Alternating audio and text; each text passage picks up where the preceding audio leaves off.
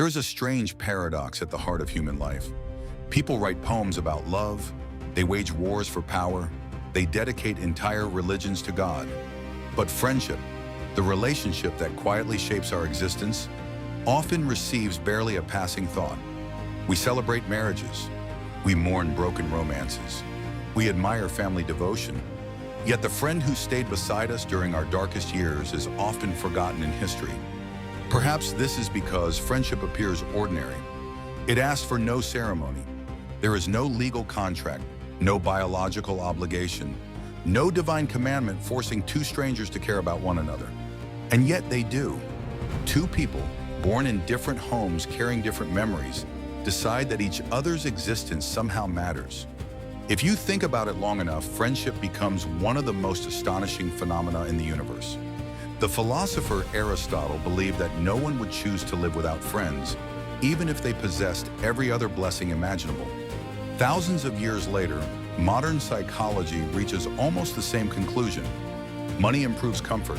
Success increases status. Romance provides intimacy. But deep friendships consistently predict happiness, resilience, and even longer life. And yet we spend astonishingly little time wondering why. Why should another person's joy become our joy? Why should another suffering disturb our own sleep? Nature never had to invent friendship. It could have stopped its survival. Instead, it created something infinitely stranger. People who choose each other without needing to. That choice may be one of civilization's greatest miracles. Friendship is freedom. Unlike every other major relationship, friendship begins without necessity. Parents don't choose their children. Children don't choose their parents. Romantic love is often overwhelmed by attraction, biology, and desire. But friendship begins with something quieter: recognition. One day you meet someone. Nothing forces you together, yet conversation continues. Silence feels comfortable. Laughter arrives naturally. Without noticing, two separate lives slowly begin weaving together. This freedom fascinated philosophers. Aristotle argued that true friendship cannot exist through coercion. The moment obligation replaces willingness, something essential disappears. Friendship survives because every day it is renewed voluntarily. Your friend could leave. You could leave. Yet neither does. Each meeting silently answers the same question: do I still choose you? And the answer keeps becoming yes. Perhaps this explains why betrayal by a friend feels uniquely painful. A broken contract hurts. A broken promise disappoints. But a broken choice wounds something deeper. Because friendship was never guaranteed. Its existence depended entirely on mutual freedom. And freedom always carries risk. The invisible architecture of our identity. We often imagine ourselves as independent individuals. But who would you be without the people who witnessed your life? Imagine remembering your childhood with no one left who shared it.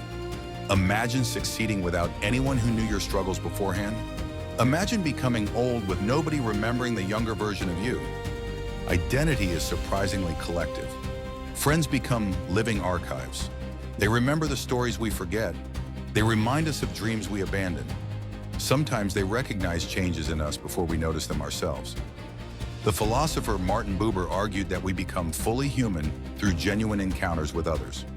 Perhaps friendship is one of the purest examples of this idea. Your personality is not created in isolation. It is reflected, challenged, and refined by those who know you well enough to speak honestly. A true friend tells you not merely what you want to hear.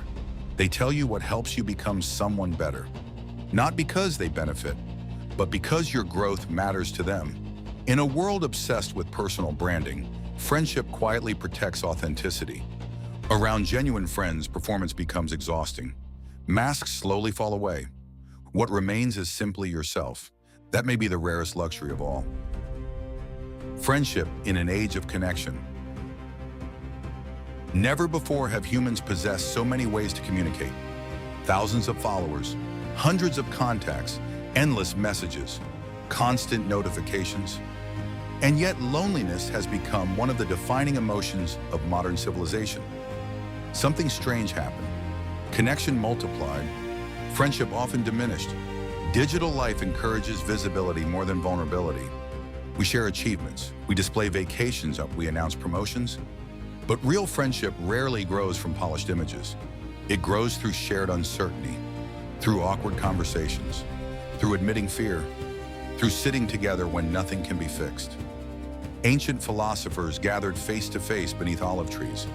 Today, many conversations occur through glowing rectangles. Technology is extraordinary, but presence cannot always be digitized. Sometimes friendship requires nothing more sophisticated than two people sharing silence in the same room. The modern world constantly asks what you can produce.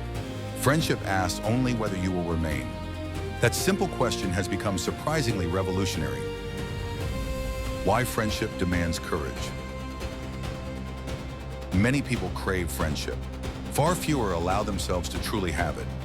Because genuine friendship requires exposure. You must reveal weaknesses, admit failures, confess confusion. Accept that someone may see the parts of yourself you usually hide. This vulnerability frightens us, so we maintain pleasant acquaintances instead. Safe conversations, predictable interactions, nothing too personal, nothing too honest, but safety comes at a cost. The philosopher C.S. Lewis once observed that friendship begins when one person says, "You too? I thought I was the only one." Recognition dissolves isolation. Suddenly, your private struggles become shared human experiences. The loneliness you thought defined you becomes simply another thread connecting lives. This is why friendship often feels healing without offering solutions. It does not erase suffering. It transforms solitary suffering into shared endurance. Sometimes that changes everything. The silent gift we forget to notice. One day, without realizing it, you will have your last conversation with a friend. There will be no music, no dramatic farewell. Perhaps you simply become busy. Perhaps distance grows. Perhaps life quietly carries you in different directions. Only later do you recognize that an entire chapter has already ended. Friendship teaches one of philosophy's oldest lessons. Everything meaningful is temporary, not because it lacks value, but because time itself never stops moving. This realization should not make us cynical. It should make us attentive. The ordinary coffee, the unnecessary phone call, the joke repeated for the 100th time. These moments appear insignificant while they happen. Later, they become priceless. Perhaps friendship is overlooked precisely because it hides inside ordinary life. It rarely announces itself. It accumulates quietly across years.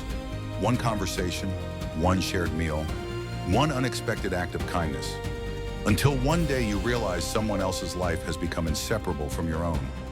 Without contracts, without obligation, without certainty, simply through countless voluntary acts of care.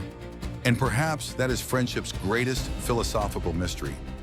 In a universe governed by necessity, gravity, time, biology, and death, friendship stands apart as one of the few things that exist because people freely choose it. Not once, but again and again. Every message returned, every visit made, every secret kept, every burden shared, every year survived together. Maybe we overlook friendship because it rarely demands our attention.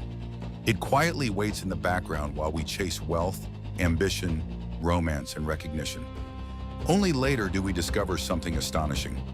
Many of the moments we considered ordinary became the most meaningful parts of our lives. And perhaps, when the final account of a human life is written, it will not be measured by titles earned or fortunes accumulated. It may instead be measured by a far simpler question: whose life became brighter because you walked beside them as a friend?